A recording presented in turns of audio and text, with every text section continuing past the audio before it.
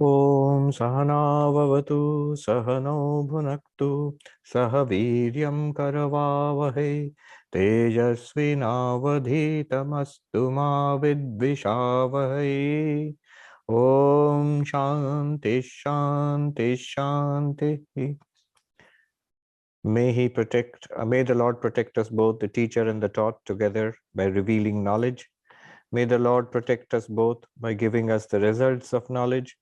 May we attain vigor together. Let what we know be, let what we study be illuminating. May we not cavil at each other. Om, peace, peace, peace. So we are studying the Katha Upanishad, and it begins with a story. The story of the little boy Nachiketa, who went to the house of death. And Nachiketa was given 3 boons by Yama, the lord of death. Nachiketa, ever the good son, the first boon he asked for was, let my father, his anger at me, let it go. You know, his father was mad at him because he kept on asking these pesky questions about whom are you going to give me away to as part of your sacrifice, and so on. So he said, let my father's anger pass. Let him attain peace of mind. Let him not be anxious about me. When I go back, he takes it for granted that Yama is going to send him back. When I go back, let my father recognize me. All of that in one boon. So he takes care of, the big picture is that he takes care of this world, the worldly affairs. He settles it in one boon. The second one is going to heaven.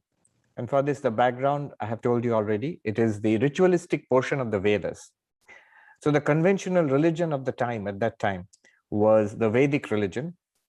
And the bulk of the Vedas are actually about various rituals, various fire sacrifices, which people who believed in the Vedic religion, like Nachiketa's community, his father and others, they would perform these elaborate rituals for getting, a good life here and a good life hereafter. So I continue to be the same person. There is no Vedantic Atman, Brahman, pure consciousness, enlightenment, freedom from the cycle of birth and death. No, not at all. They are going to hold on to the cycle of birth and death. That is the reality. And they're going to ensure that the life that we have is as pleasant as possible. It can't be perfect because human life is not perfect. But there is a perfect life possible that's in heaven. And there are various grades of heaven, and it all depends upon one's good karma. So good karma is accumulated. Merit is accumulated by these Vedic sacrifices. So Vedic sacrifices ensure a good life here, going to heaven after death, and also a good human birth once that the tour of heaven is over, the vacation in heaven is over. Remember, they understood very well, whatever is produced by karma is strictly limited. So that which is produced will come to an end. That which is generated by karma, by action, will come to an end. Heaven is only relatively long-lasting. It's often called eternal, immortal, but only in comparison to our short-lived human beings. But that also comes to an end. And there's nothing particularly spiritual about these people, those who perform these. They will be ethical people, upstanding in their society, good people, people of high character, but they are not after enlightenment. They are not after, moksha, nirvana, whatever you call that. They just want a better, more moral, more ethical, much better life here and hereafter. So Nachiketa asks about, how do I go to heaven? I see all people around me, my father and others, they're all interested in this. And in fact, the reason I've come here is because of that sacrifice my father was performing. And the goal of that is also to go to heaven. So what is the best possible sacrifice, best possible ritual? And Yama teaches him this ritual by which Nachiketa, if he performs it, he'll go to heaven. Remember, ultimately we will see Nachiketa, he repudiates all of this. He's actually a seeker of enlightenment. He's a seeker of Vedantic knowledge. None of this is particularly Vedantic. This is Vedic but not Vedantic. Vedantic is the final spiritual teachings of the Vedas found in the Upanishads like this. But because these Upanishads are firmly set in the entire Vedic literature, you will find the influence of Vedic ritualism here also. That's why there is this talk of going to heaven, performing Vedic fire rituals. And it's only people who are willing to renounce these goals, that is, trying to have a pleasant life here and going to heaven hereafter, give the whole thing up and try to realize the truth, the reality of that infinite reality, Brahman, which the Upanishads speak of. And Nachiketa belongs to that category. He gets all this knowledge, but later he will say, I don't really want any of this. So why did he ask? Probably because he wanted to transmit it to others. And we will see that is the case also. The Vedic people, they follow this sacrifice. When we'll see the sacrifice, this ritual Nachiketa got from the Lord of Death, we will see that it comes to be named after Nachiketa, though he himself wasn't interested. So he probably came and he taught it to others. And from that time onwards, it's been known as the Nachiketa sacrifice. Nachiketa's sacrifice, Nachiketa sacrifice in Sanskrit. So we were in the middle of the story on the 15th mantra, where the Lord of Death was teaching all this to the boy Nachiketa, teaching the ritual, the Vedic ritualism, the particular fire sacrifice. 15th verse, we have done this, but I'll just quickly touch upon it and then go ahead. 15th mantra.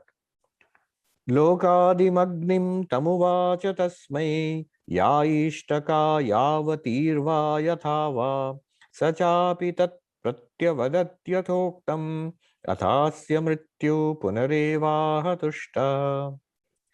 Death, that is the Lord of Death, told him of the fire that is the source of the world, the class and number of bricks, as also the manner of arranging for the fire. And he, Nachiketa, he too repeated verbatim with understanding all these as they were spoken. Then Death, being satisfied with this, said again. So what did we see here? First, there is this term, Lokadi Magnim. So the fire, which is the support or the source or at the beginning of the world. So here the word fire does not literally mean the fire. It does not even literally mean the ritual, that particular ritual. It refers to the deity who's being worshipped. The deity is Virat. Now, you know from our Vedantic studies that pure consciousness, Brahman, limited by Maya, is called Ishvara. All of it, you see why Vedanta Sara is so useful now. So pure consciousness limited by Maya is Ishvara, the god of religion, Saguna Brahman. Further limited by the cosmic mind is called Hiranyagarbha. Further limited by the physical cosmos. Limited means pure consciousness plus Maya plus all the minds together plus the physical bodies, this entire cosmos. There's one consciousness which identifies itself with the entire universe, living and non-living. That is called Virat, literally meaning the vast. That is what Arjuna actually saw in the 11th chapter of the Bhagavad Gita, when he wanted to see Vishwarupa Darshana, the universal form of Krishna. That's what Krishna showed him. And that terrified Arjuna. Actually, he got, we used to ask, when we studied the Gita, we used to ask our masters that what kind of spirituality is this? He just got terrified. And they said that if you think about it, that probably would be the case. If you are confronted with something so vast, the descriptions of this Virat is, what is Arjuna's experience? What one of the commentators says, we all are experiencing this universe in slices of time and space and people. Some people, right now, for example, we have this little slice of space wherever you are, and virtually you are meeting with all these people on the computer. This is one slice of reality. Before this, something else. After this, something else. In a different place, some other things you will see, other people you will meet. So time and space and people, we are experiencing the universe in this way. Now, imagine if you were to somehow see all the universe somehow in one place, all time, eternity, from beginning of the universe till the end of the universe, all at the same time. And all beings, billions, billions, imagine all the 7 billion human beings who are alive now, and the billions who have lived earlier, and the billions who are going to live later, all of them together, and all other living beings too, all together. And this whole amazing unity, this being, this called the vast, the Virat, it appears before you and then notices you and looks at you. What would you feel? Arjuna says, every hair of my body is standing on end. It's like 1,000 suns have risen in the sky.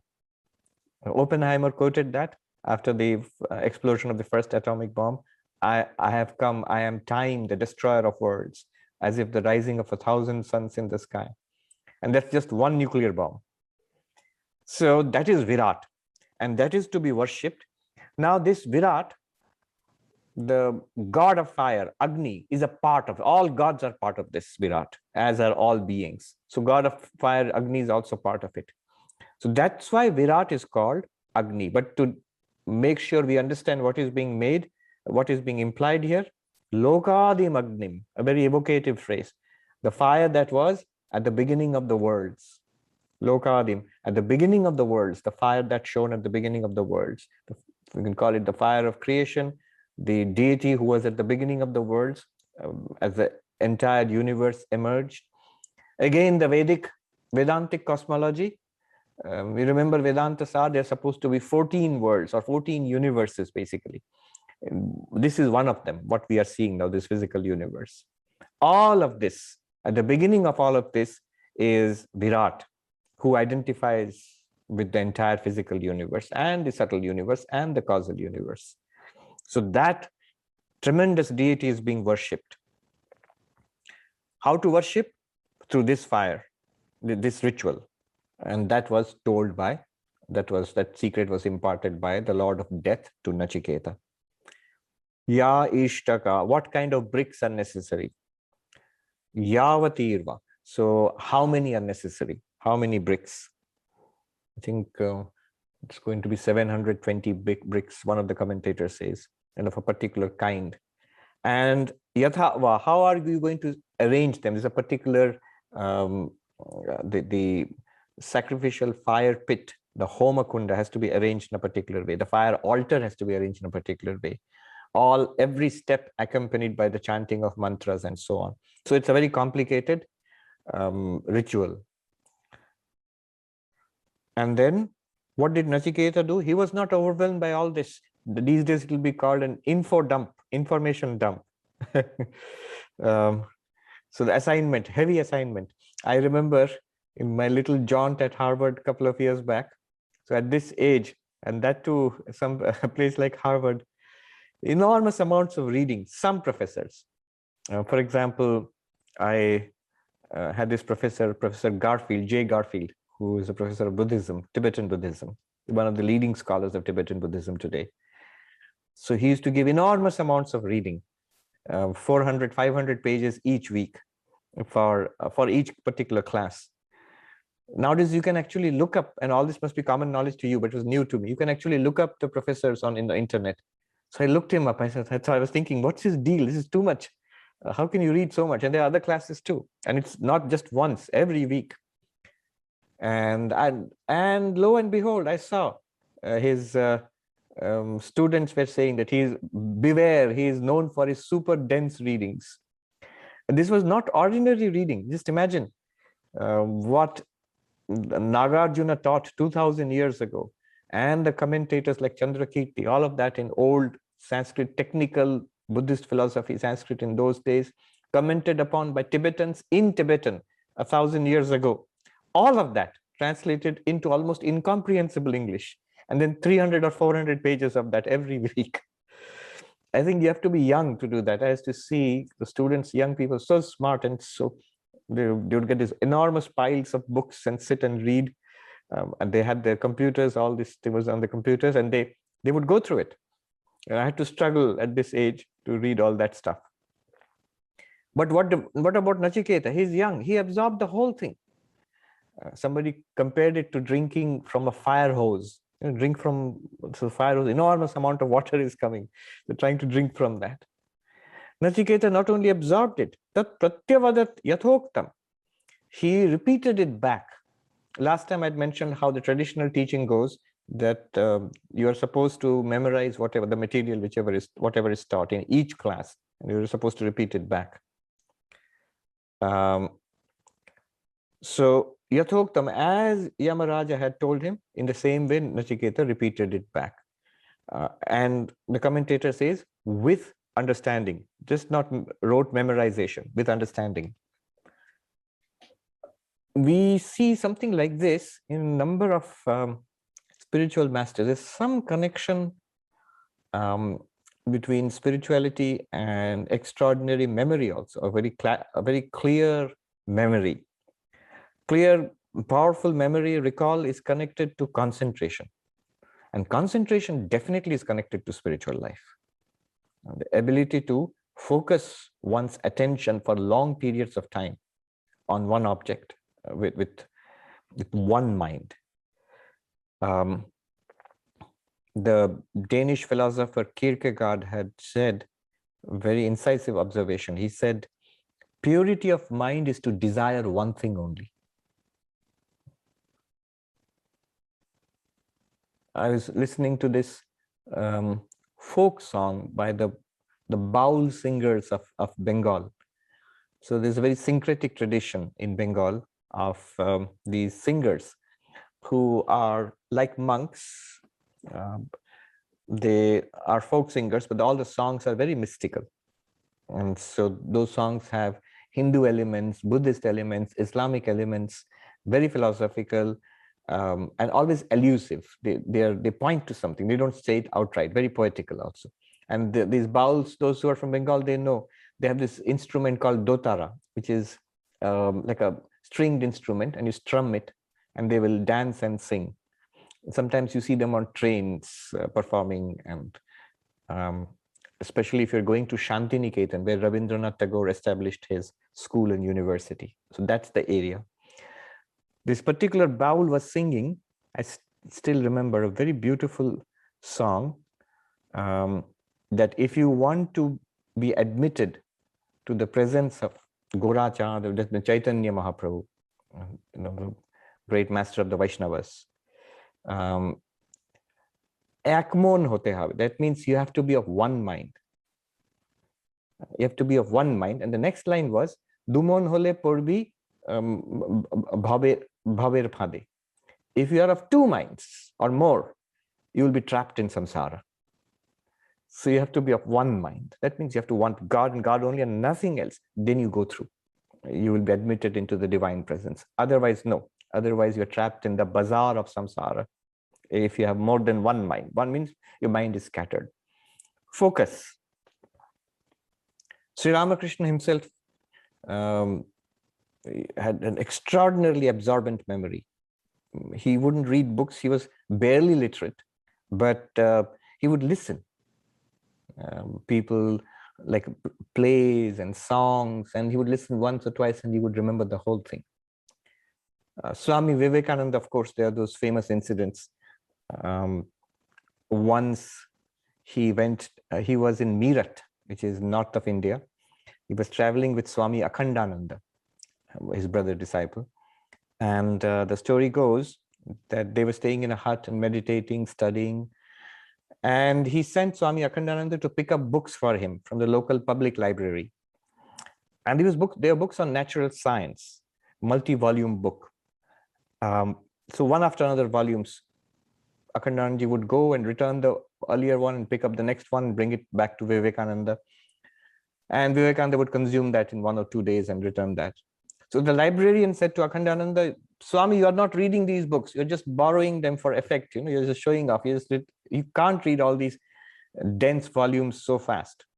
Then Akhandananda said, it's not for me. It's for my monastic brother, Vivekananda. And the librarian said, whoever it is not reading it.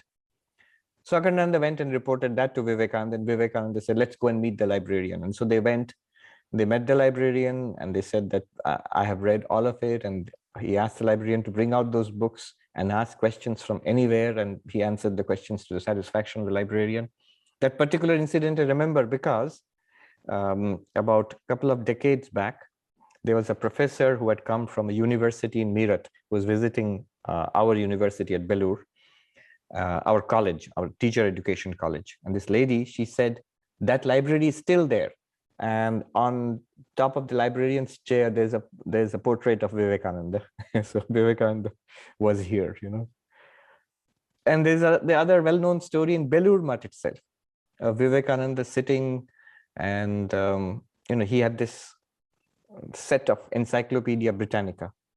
In those days, I think a 10 or 12 volume set, and it used to be leather bound and formidable looking. Nowadays, it's not so impressive, you know, in a DVD, or it's all on the cloud. So you can't see how impressive the whole thing is unless you put it together in one place. So his disciple Sharat Chandra comes into the room and asks Swami Vivekananda, I don't think a human being can read all these volumes in one lifetime. And Vivekananda said, what are you saying? I have read 9 volumes and I'm the 10th. You can ask me anything from those 9 volumes. And Sharat Chandra actually did. He notes it in his diary, that he picked up volumes at random, opened pages at random, asked those questions. And just like Nachiketa, Vivekananda, in many cases, he repeated back in the same language. He answered all the questions, and sometimes in the same language, down to the comma and the full stop. And so he was stunned. He said, how is this possible? And Vivekananda said, anybody can do it with purity and concentration, purity of mind and concentration, anybody can do it. By the way, there have been other people who have famously read the entire encyclopedia. Elon Musk is supposed to have read it when he was a school kid in South Africa.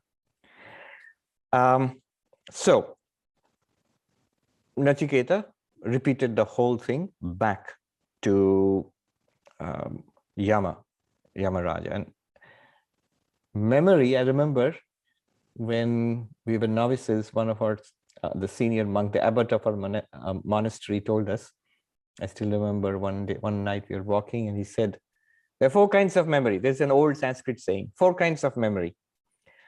So, chira vega, vega chira, vega vega, chira chira. What does it mean? So, chira vega, this is the worst kind of memory. It takes you a long time to memorize and you forget almost instantly afterwards. And then there is the opposite, the best kind, chira vega, vega chira. That means you learn fast and you remember it. Something like Vivekananda or others, you know, and you remember it for a very, very long time. And then there is the vega vega, learn fast, forget fast.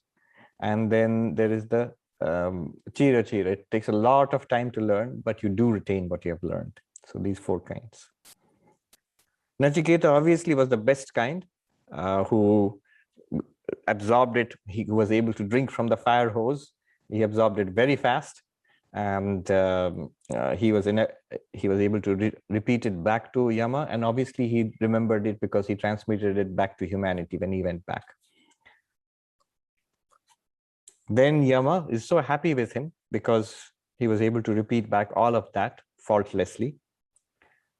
16th verse, 16th mantra. Tamabravit priyamano mahatma varam tavehadya dadami bhuja taveva namna bhavitaya magni shrinkam chemam aneka rupam grihana. The translation is, feeling delighted, that high-souled one said to him. That high-souled one is Yama, and him is Nachiketa. Out of favor towards you, I now grant you again another boon. This fire will be known by your name indeed, and accept this multiform necklace as well. Okay. So, Yama is very happy with his young disciple. And he says, I'm going to give you a bonus. 3 boons plus 1. And this is not to be counted as your 3rd boon. Since I'm giving it from my, from my account. And what is that boon? Actually, it has 2 parts. One is from now on, this fire sacrifice is the best of all fire sacrifices. It will be known by your name. And that actually happened because in the Vedas, you find reference of Nachiketa Agni more than once. Multiple times you have Nachiketa Agni, the fire sacrifice of Nachiketa. That's what it means, or the Nachiketa fire.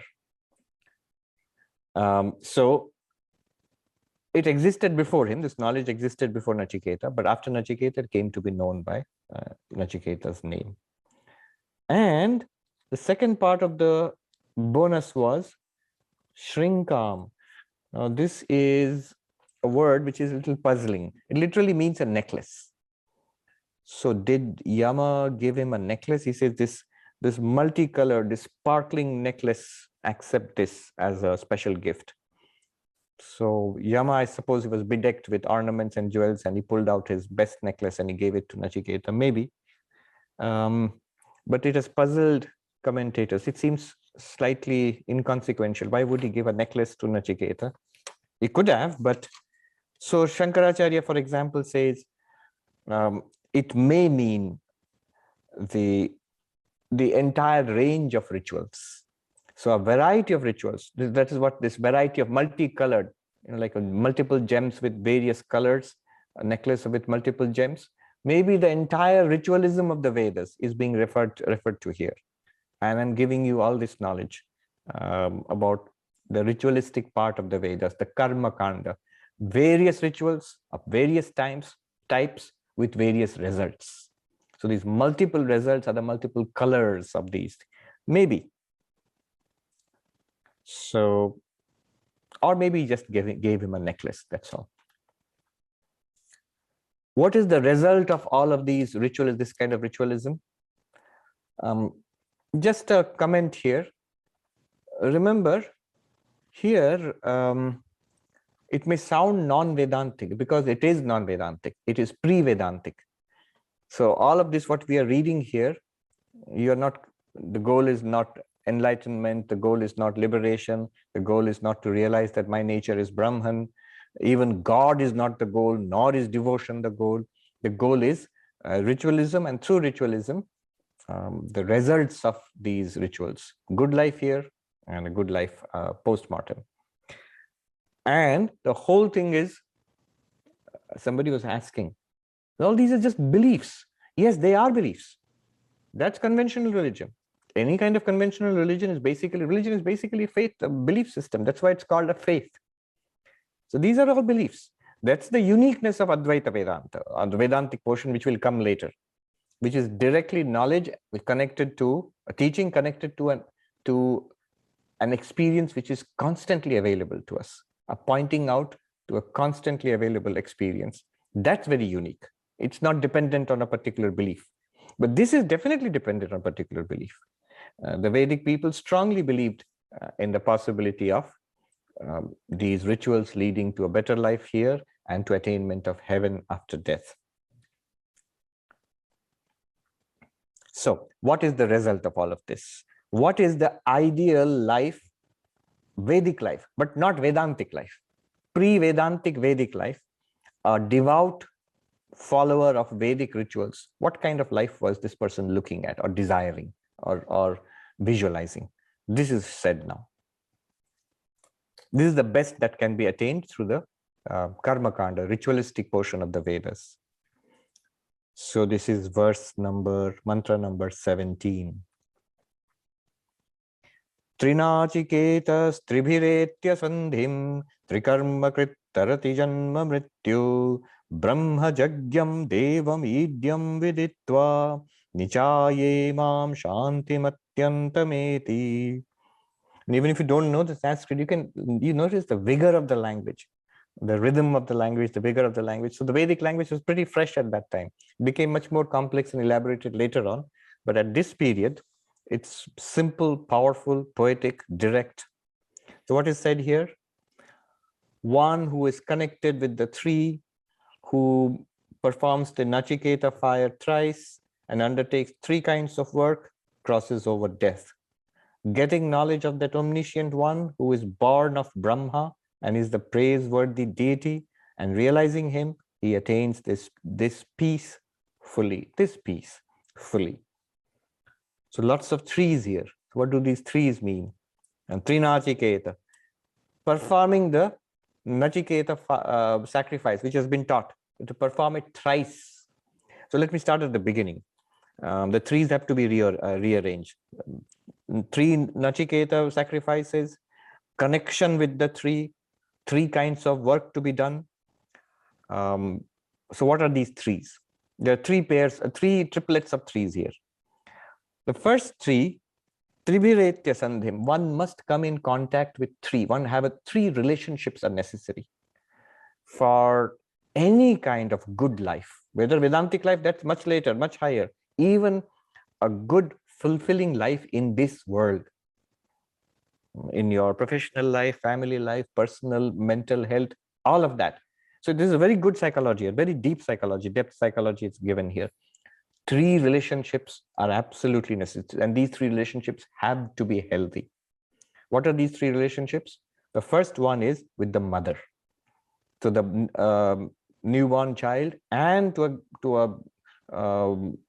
at least the child, the infant, the newborn child, the infant, and the young child, up to that extent at least up to the teenage years, the relationship with the mother is extremely important. Upanishad says, here it just says three, but Brihadaranyaka Upanishad makes it very clear. Matriman, the first one, you must have mother. You say everybody has a mother. That's true, but again, not true. One must have that relationship with the mother in the first several years of one's life. And that must be a healthy relationship. That must be a nourishing relationship, an ideal relationship. That cannot be overstressed. Nowadays, psychologists have fully accepted this.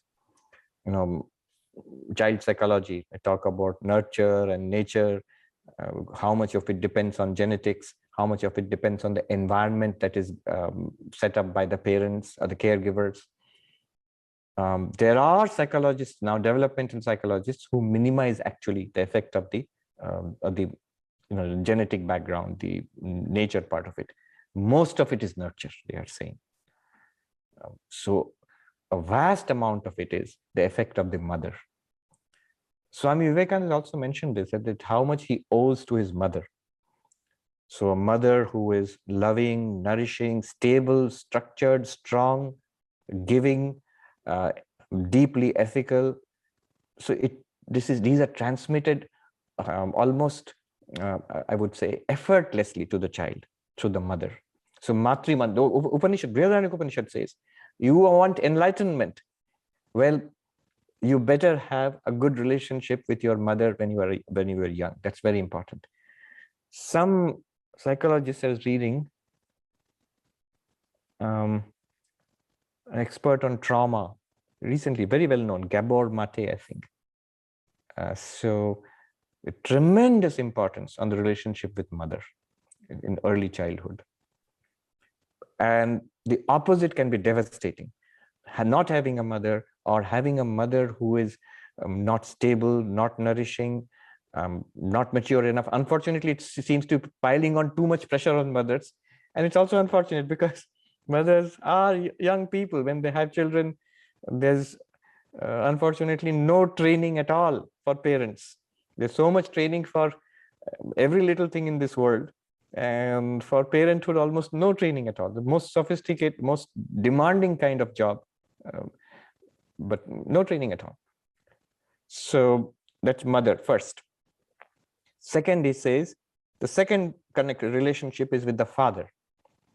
So a male role model of a father in one's life, very, very important to further development of one's personality and capacities.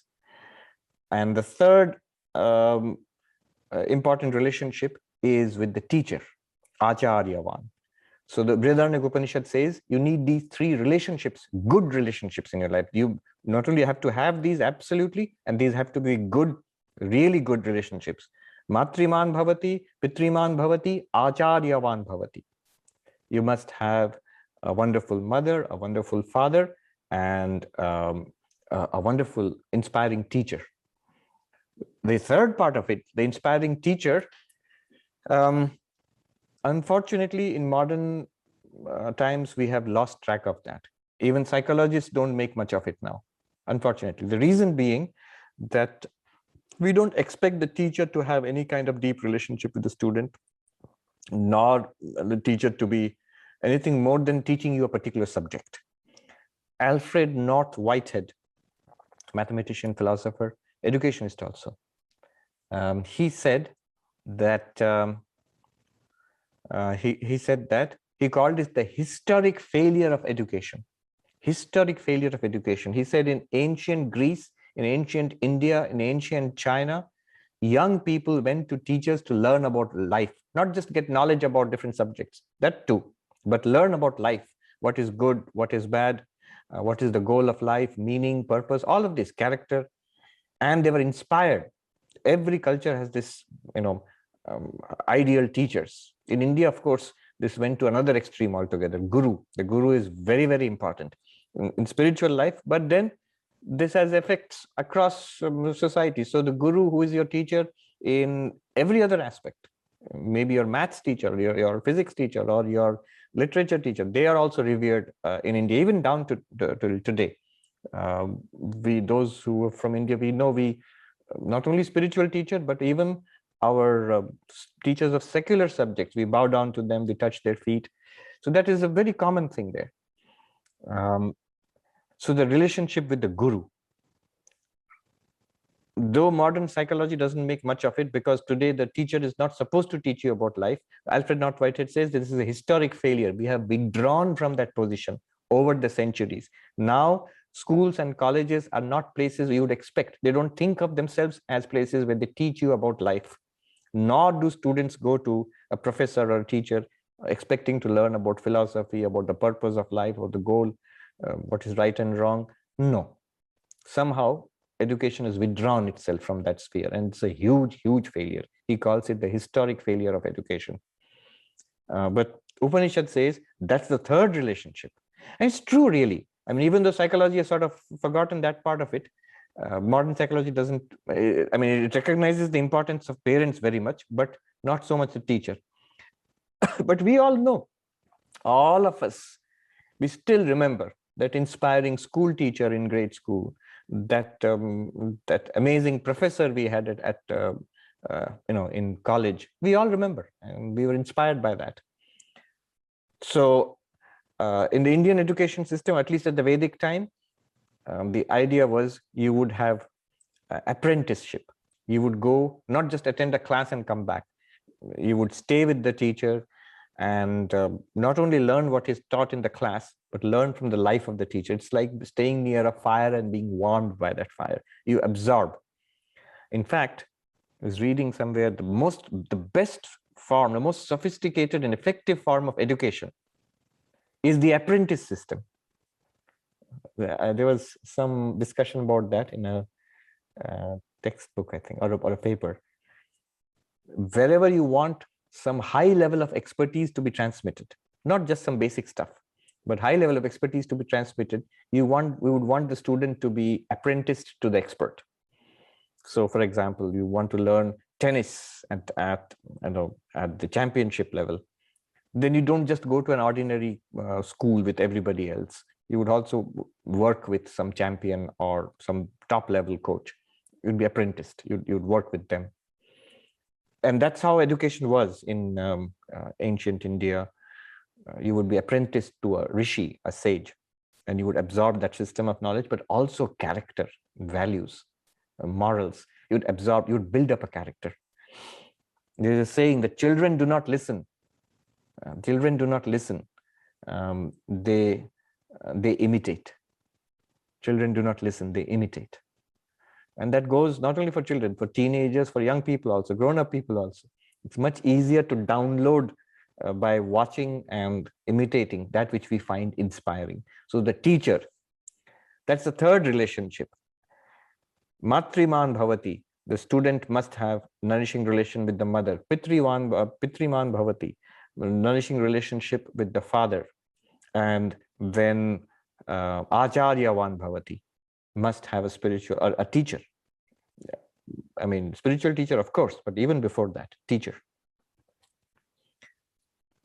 Such a person can benefit from Vedic ritualism. So you must be a very wholesome character, a wholesome person in life, and then only these things will work for you. Then what else do you do? What do you practice? Trikarma krit. 3 kinds of work are to be done before you practice these, before you start these ritualism. So 3 kinds of work are daily worship of God, and in those days, the Vedic gods. Then Swadhyaya, regular study of the scriptures, and Dana, philanthropy, giving, nourishing society.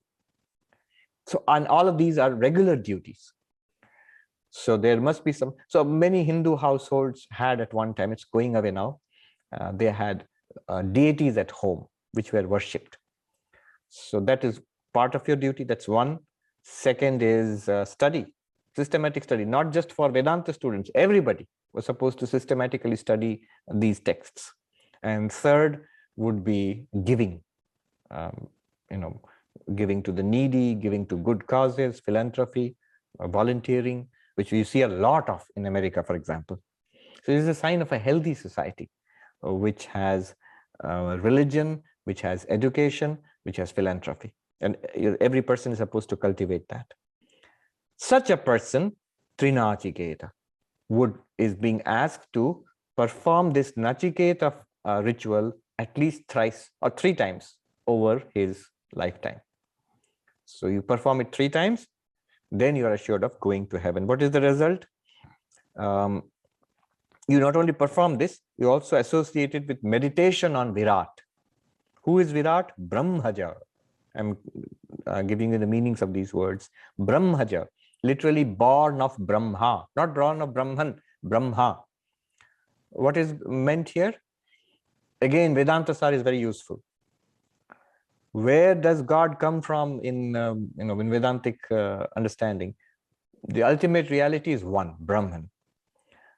Limited by, associated with Maya, Ishwara or Saguna Brahman. Further, that Saguna Brahman alone becomes Hiranyagarbha when it's associated with the entire subtle universe, all minds together, the cosmic mind. Another name for Hiranyagarbha is Brahma. Then that Hiranyagarbha or Brahma itself appears as, or within quotes, born as Virat when the physical universe appears. So who is born of Brahma? Virat. Gyam, the word means Brahmajagyam, the omniscient Virat. Virat has all the omniscience of Saguna Brahman, of God. So just as God is omniscient, so is the cosmic mind omniscient, so is this cosmic being Virat omniscient. Devam, the Lord God.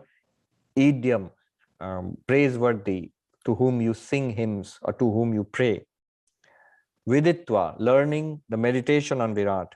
Nichaya, having meditated on Virat. So you meditate on Virat and perform this ritual 3 times with all the qualifications. What are the qualifications? You must be a person who has had these 3 nourishing relationships with mother, father, and teacher, and a person who is regularly devout, given to the pursuit of knowledge, and philanthropic. Such a person, Shanti Matyamtameti, attains the highest peace. Again, this highest peace sounds very Vedantic. You become enlightened, Jivan Mukta. No, be very clear here. It all means goes to heaven after death.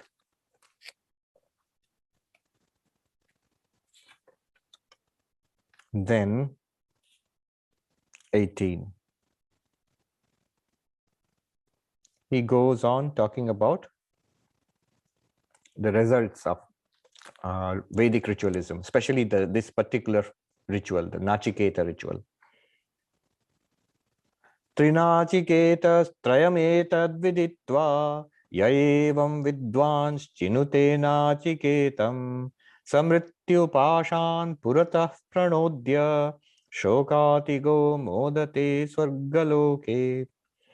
The translation is, one who performs the Nachiketa sacrifice thrice, after having known about the 3 factors, and he who, having known thus, accomplishes the Nachiketa sacrifice, casts off the snares of death even earlier and crossing over sorrow rejoices in heaven. Okay, more threes here. So one who performs this sacrifice 3 times, knowing about the three. Now, which three is being mentioned here? Which trees are they referring to? The 3 things which Yama told Nachiketa. What are the 3 things? How many bricks there are, what kind of bricks, and how to arrange them. So that means this person knows how to perform the ritual properly. Such a person who performs this ritual 3 times in his lifetime, Yaevam Vidwan, the knowledgeable one. Here Vidwan means, there's a technical meaning, the one who meditates also on Virat. Not only performs the ritual, also meditates on Virat. Result, he overcomes death and overcomes sorrow and enjoys himself in the world, in the heavenly worlds, in Swargaloka, in the world, a heavenly world. Here, there is this language, Puratah Pranodya, having given up death even before dying. So what is giving up death even before dying? So the commentator helps us here, Shankaracharya. He says, the kind of person we are talking about, nourished by a good family of mother and father, taught ethics and moral life, and inspired by a good teacher, practicing morality, philanthropy, and so on in his life, and devout, worshipping God, and all of that. Such a person overcomes vice in the sense of adharma, sin, the don'ts in life, the things which are not supposed to be done by an ethical person. Unethical life is overcome. Unethical life, immoral life is death. So for the Vedic people, physical death is one kind of death, but immoral life is another kind of death. Why would that be equal to death? Practically it results in that, because immoral life deprives us not only of spirituality, but of any chance of going to heaven after death. So the result is one either goes to one of those lower hells, or one is born and reborn again and again. Nachiketa pointed it out to his father. If you remember, he says, why are you cheating yourself, father, by not giving away the good cows? You're giving away the ones you don't want. Remember, look, people are born and they die like the corn in the field.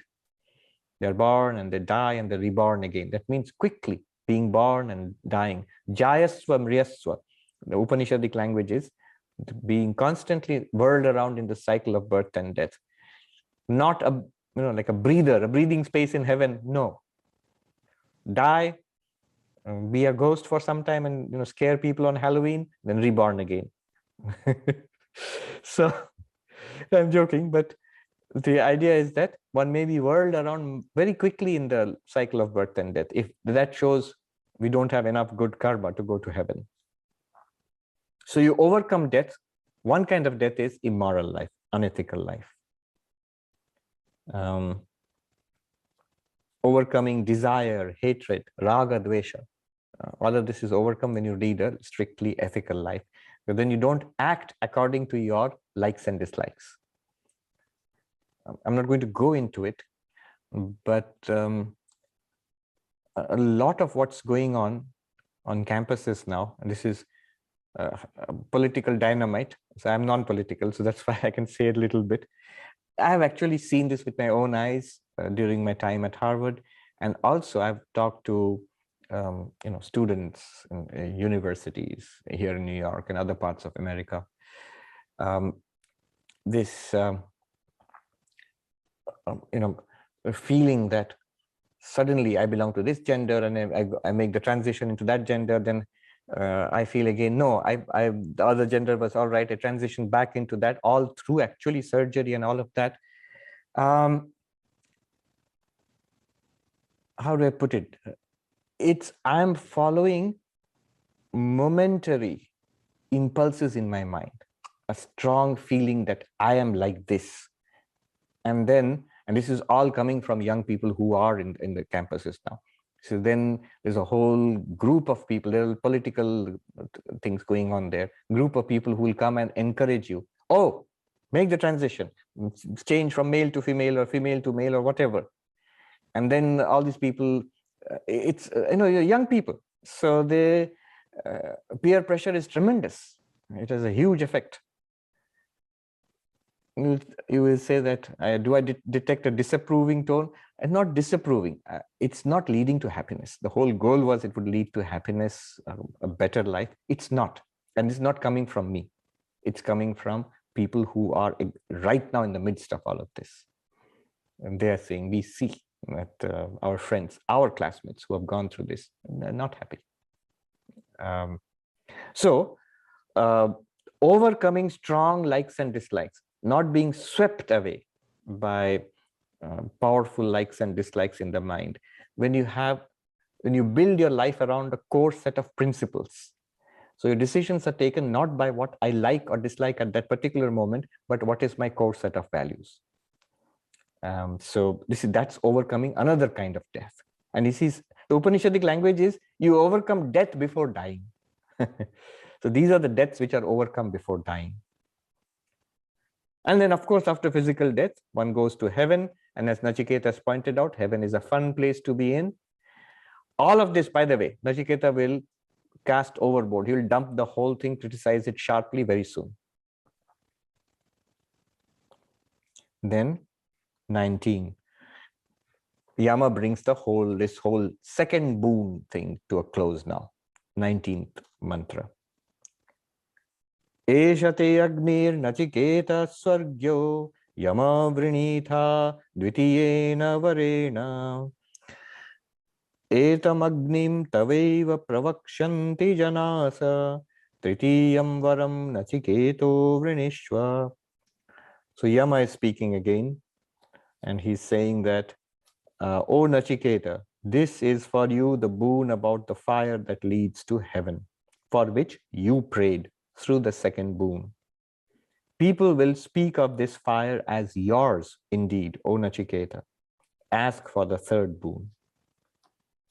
So the only takeaway here is that it brings this topic to a conclusion, and clearly Nachiketa must have transmitted this to human beings when he came back to the world of the living, because people do talk about Nachiketa fire. And now the third boon.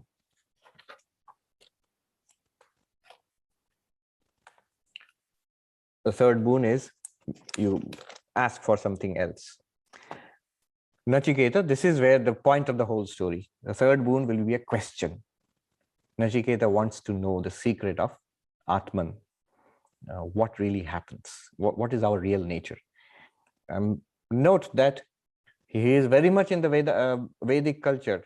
So he buys into the whole thing about multiple lives. After death, we are not gone. He obviously sees, I've come to the land of death, I'm still alive. So even after death, we exist. So his question is not really what happens after death. What's our real nature? Who am I, or what am I? What is this thing which is going through births and deaths? And what's the point of all of this? What's the point of all of this? All of this entire game of life and death? That will be the question. And that's the cue for Yama to teach him Vedanta, which is why we are all here actually. So it's a long story, and we'll continue, because for several mantras, Yama will test Nachiketa, whether he's ready. And those tests and the qualifications of Vedanta are serious. We will feel impatient. Get on with it. Come on, tell us about Brahman, Atman, meditation and things, the good stuff. You're just telling us the boring stuff, that be a good boy, don't be naughty. But that first part is very important. Otherwise, it is a question of what do we really want? And we have to be honest within ourselves, just really seriously ask ourselves. One may have desires, but if one makes up one's mind that those desires are petty, they will not really lead to lasting fulfillment. That much understanding if one has, and one makes a decision, I'm going to move on. Even if these desires lurk in my mind, the desires will not disappear so fast, because the mind has been conditioned for years, and by society, by lifetimes. So the conditioning is still there, but the decision, God realization is my goal, enlightenment is my goal, nirvana, moksha, the highest thing spoken of by our civilization, not just the ancient Indian civilization, every civilization, everywhere in the world, ultimately they speak about this. different names, whether moksha, salvation, nirvana, kaivalya, many terms are there in India. This sort of became the project of the Indian civilization. Their civilization obsessed with enlightenment and freedom from the cycle of birth and death. So that will be the topic that will come from the next class onwards. All right, a quick look at what's there in the chat. Peter says, congratulations on the book launch. Yes, thank you. Although all the credit really goes to one of our volunteers, Nachiketa, who is in Mumbai now. She worked very hard to get those books done. Those are like long reads. They are available on Amazon. And by the way, somebody asked me, I don't have a Kindle. What do I do? You don't have to have a Kindle. These are free apps. You can read it on your computer or your phone. You just download the app from the website. It's all free. But these are basically the talks which I've given. They are being converted by this publication house in India called Juggernaut Books into these booklets, basically ebooks. Cordelia says, your name means Virat. Vishwarup, yes. Vishwarup means Virat. Vishwarup literally means the world form, or there's the 11th chapter of Bhagavad Gita is the Vishwarup Darshan. Shubhadeep says, what is the meaning of the word Nachiketa? That's an interesting one. I had briefly mentioned this at the beginning of our class, the Katha Upanishad class. Nachiketa, one meaning would be, I who do not know.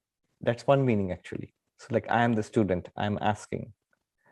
Chinoti, the word means to know, to select, to decide, to discern. Vivek also has a similar meaning. So scholars have debated about this. What is the meaning of the word Nachiketa? But it's a very popular name in India, a very popular name for boys.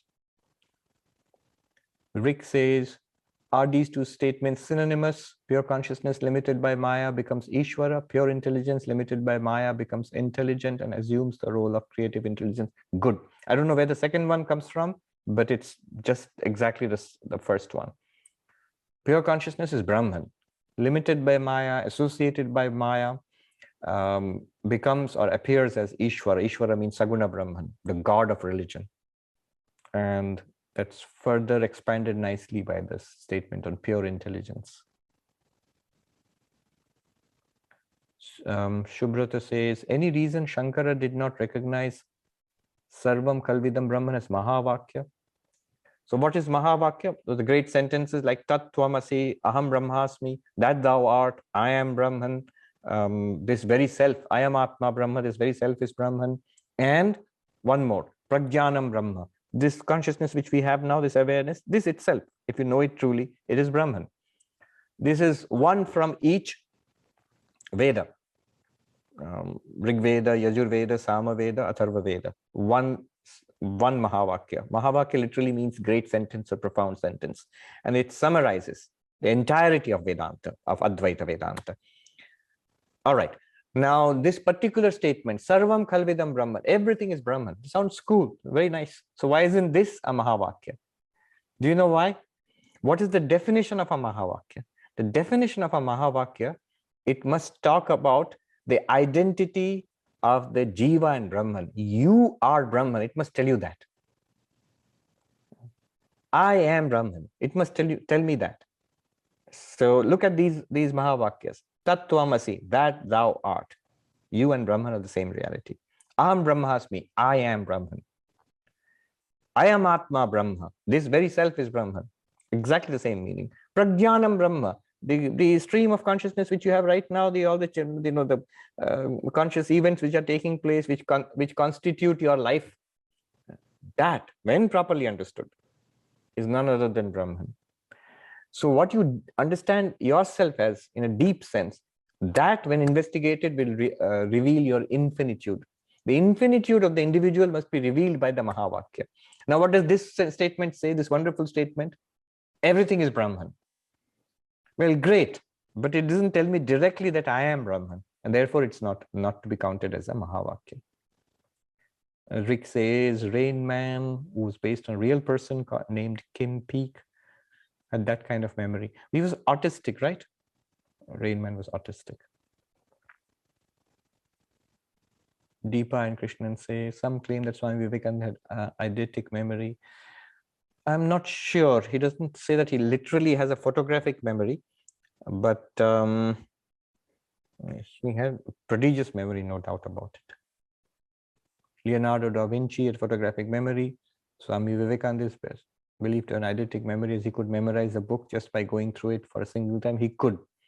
There are a number of such instances. Pickwick Papers, he loved. Even Charles Dickens, he read it once or twice, I think, and he could recite entire pages from the Pickwick Papers. Mathematician John von Neumann was able to memorize a column of the phone book at a single guy, and he certainly won. Von Neumann certainly wasn't autistic. He was one of the like monster brains of the 20th century. His output was tremendous and very interesting. You know, this is what mentioning now. I mentioned the importance of concentration, focus of mind.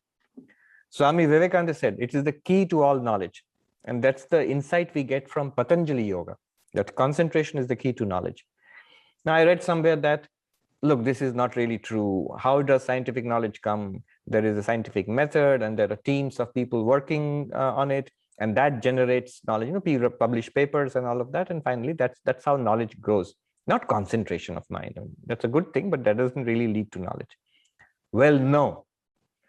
I was startled to see, I was reading a long article on John von Neumann, and it said he had a phenomenal power of concentration, and he was convinced that no problem could resist the power of concentration. It's almost like Vivekananda's words. No problem could resist his powers of concentration. He was convinced that if he just concentrated hard enough on a problem, he would be able to crack it, which is all just about exactly what Vivekananda had said, or what the Patanjali Yoga Sutra says, that it is concentration. And this I found again and again. At Harvard also, I questioned physicists. I've watched students, from grad students to undergrads to scholars at work. One common thing I found throughout was exceptional powers of focus.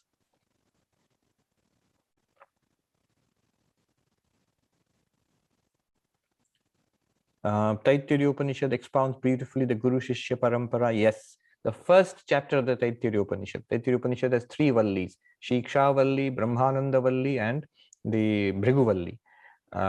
So the first Valli is about, there is a lot about the teacher-student relationship. Rick says, so Saguna Brahman, cosmic mind, and Virat are 3 different things. No, no more different than us. Look at us. What am I? I am consciousness with the primeval ignorance, which is my state in deep sleep. And then the mind kicks in. So that's my state in dream state. And then I become aware of the body. So right now there's the body, the mind, and the causal state. This gross state, subtle state, causal state, all together. I, the consciousness, in association with these 3, I am this individual Sarvapriyananda. Exactly like that. Whatever is there in the microcosm is there in the macrocosm. It is the same God, the Saguna Brahman, Ishvara, who is eternal. When the universe is created, he appears further as a cosmic mind. And when the physical universe appears, he appears further, or he becomes further associated with the entire physical universe as the cosmic person, Virat. Only thing is, because the universe goes through cycles, Ishvara, that is consciousness with Maya, that is eternal, but Hiranyagarbha and Virat, they are manifested and they disappear from cycle to cycle, just like us. You are always there, but in deep sleep, from your perspective, there's no external world, so there's no physical body. There's no thoughts and dreams, there's no mind also. But you remain in a seed state. So Ishvara is eternal through time, and Hiranyagarbha and Virat, or Brahma and Virat, they manifest in time as the universe, subtle and physical, and they disappear when the subtle and physical universes disappear. But their essential nature is Ishvara, God. And beyond all of this is the reality. All of this is just an appearance. The reality is Brahman, which is beyond time. Rita says Carl Jung has influenced Western psychology, a long list of archetypes: hero, creator, ruler, caregiver. Unfortunately, missed out on mother, father, and teacher. Though, I mean, any psychoanalysis, the importance of mother and father are tremendously important. Teacher, yes. Somehow this seems to be a gap. Prabrajika Brajaprana, she visited us yesterday, actually. She's on the East Coast now. There's a wonderful article on the gap in Jung's philosophy. Oh, I didn't know that. So please take a note of this. Jung and Indian thought. Jung visited Belur Math, by the way. Carl Jung, he went to India, he met Raman Maharshi, he visited Belur Math at that time. I think Swami Shivananda was the president of the order at that time. And he has this wonderful dialogue with my predecessor here, Swami Pavitranandaji. So you can find that on the net, Jung and Pavitrananda dialogue. Shankaracharya's Matrupanchakam Zahin praising his mother. Do the chants of Rudram, Purusha Suktam come under Vedic rituals? Yes.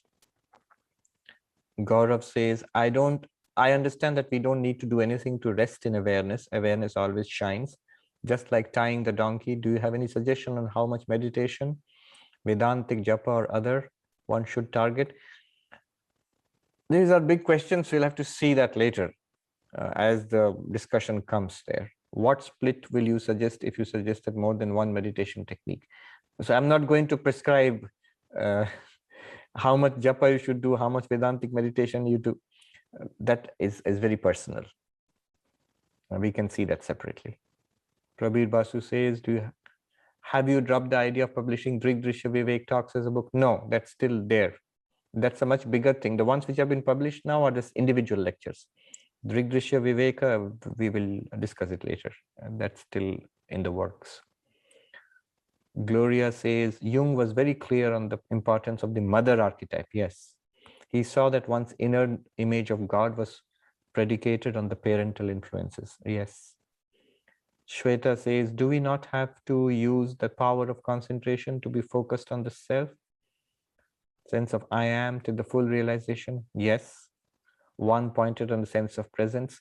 Yes. And that's an advanced meditation. That is Vedantic meditation, Nididhyasana. Sangeeta says, one thing that certainly impressed Jung was the statue of Sri Ramakrishna at Belur Math. He later commented that whatever the word samadhi might mean exactly, every Indian would associate it with the image of a yogi in that state. Good. All right. Om Shanti Shanti Shanti Hari Om Tat Sat Shri Ram Krishna Arpanamastu.